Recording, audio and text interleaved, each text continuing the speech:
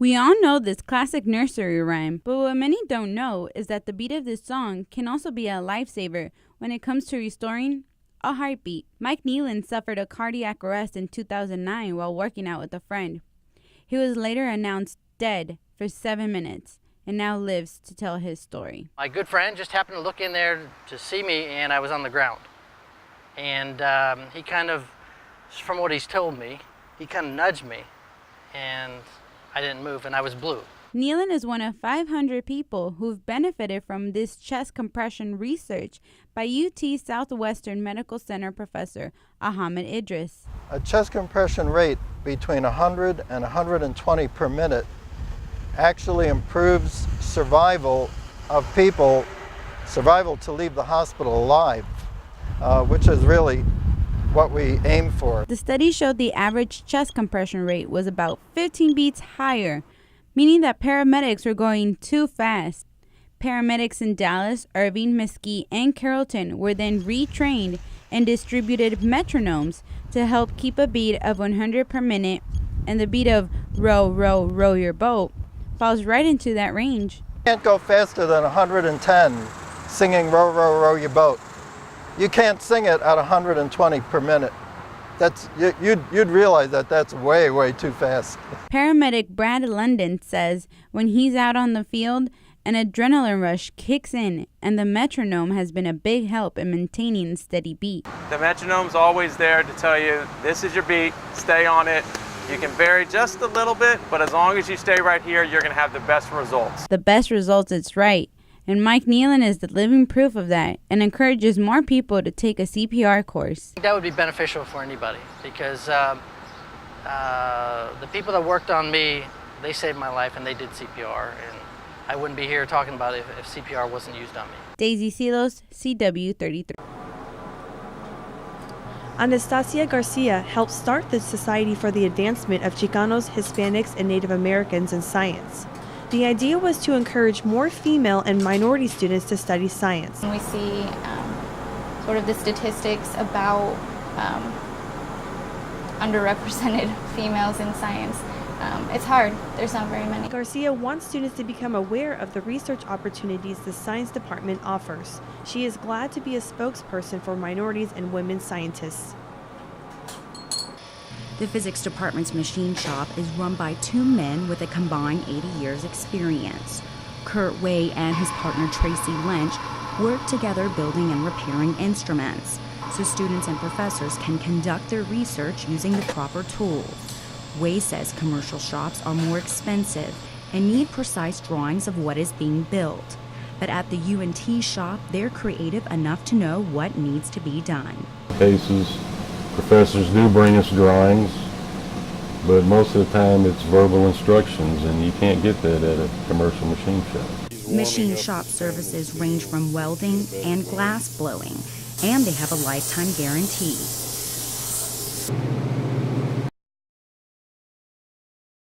I started here in 1997.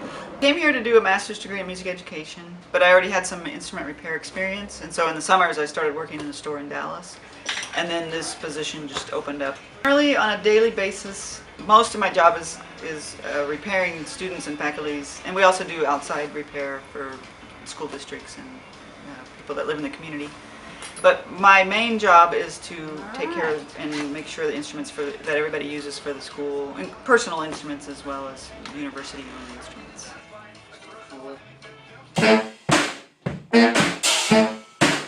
If you Google UNT Hump Day video, we have a series of about 10 videos that come up, and we've done them every week pretty much consistently, I think, since then. It gets harder when it gets busier in here, but so we've tried to incorporate guest artists, and when people come into town, if I work on their horns, or like we had a former student play on one, and the guy from Brave Combo played on our last one. We're going to try to get some people from another band to play on the next one. I mean, it's silly. We put them together in about 5 minutes, but we get a lot of response, and it's kind of funny. So. And we did the fight song, and for some reason it ended up on some tech video, so now it's getting a lot of hits, and I don't know. But it's really funny and very fun. And we play a different instrument almost every single class. And then also I teach some classes. I teach every Tuesday and Thursday morning 9:30 to 11. Mine is very basic woodwind repair. We all start with clarinet, and the repairing a clarinet transfers into to most of the woodwinds, like how to level a pad, replacing corks, adjusting the keys, cleaning the body, that kind of thing. It really translates into all the other instruments. So I feel like that's a good one to start with. The music department is so incredible, and to help students that are so dedicated to music. I feel like I'm an integral part in making sure that their experience is good, and I love it, knowing what they're doing and hearing them play and watching them grow as people and as musicians. It just keeps it a blast for me.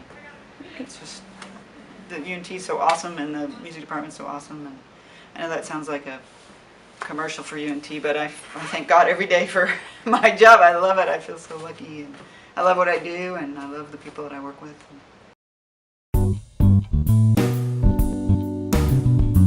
Hi, I'm Therese Mendez. I'm the design editor for the NT Daily, and today I'll be showing you how to make Oreo balls.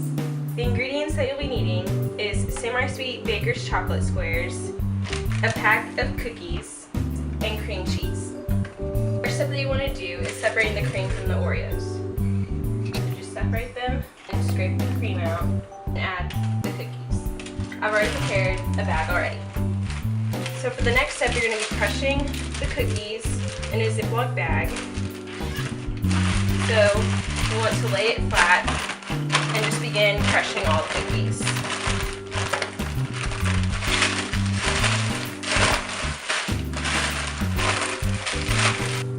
Next, what you want to do is take the crushed bits of cookie and add them to the cookie creams that you separated earlier. And we want to add an entire cup or an entire ounce of 8 ounces of the cream cheese.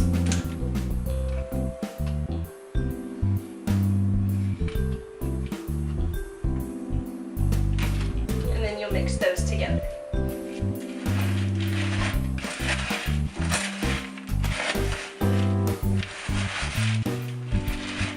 Next, what you want to do is take a tray and cover it with wax paper.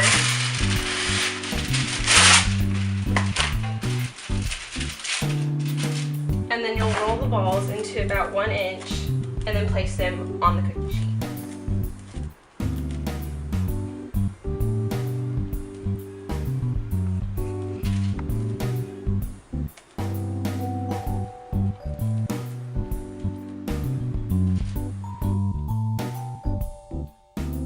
After rolling up the balls, you stick them in the freezer for 10 minutes. While the Oreo balls are in the freezer, you want to melt your chocolate. So, using the baker squares, you're going to unwrap them into a bowl. And then you'll put the squares into the microwave for about 1 minute and 45 seconds. You want to mix your melted chocolate up.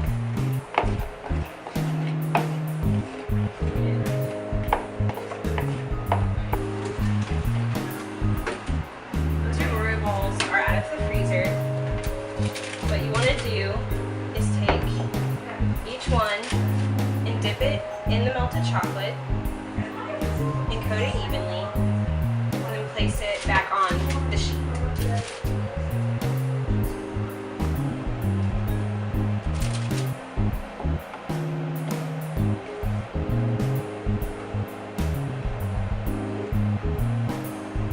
Once you have all your Oreo balls coated, you want to stick them in the fridge for about 30 to 45 minutes or until the chocolate hardens.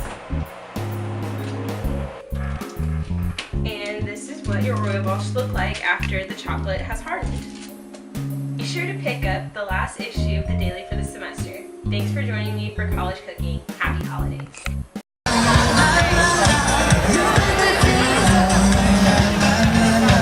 The Mean Green Fling is put on by Student Activities every year to expose incoming freshmen and new transfer students, everyone on campus, about what UNT has to offer as far as getting involved. So student organizations are invited. There's over 300 organizations. We also invite vendors from around Denton, so like Jimmy John's was a big sponsor of ours today. A lot of food vendors, and we just want to expose students to come out, have fun, get some free stuff, and get involved on campus. Statistics have shown that getting involved on campus, no matter which way or form, such as joining an organization or even attending an event at UNT, it really keeps them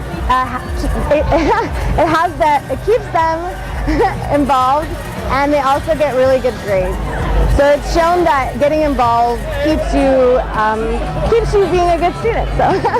Bottoms up, throw your hands up. Bottoms up, go on, Mickey. The UBC this year, one of our biggest things is our concert. We're bringing Andy Grammer. He's been on the radio. He sings that song, Fine by Me. So he's coming October 10th at 7 p.m. here at the Library Mall. So we're really excited. We're hoping for it to be a big concert.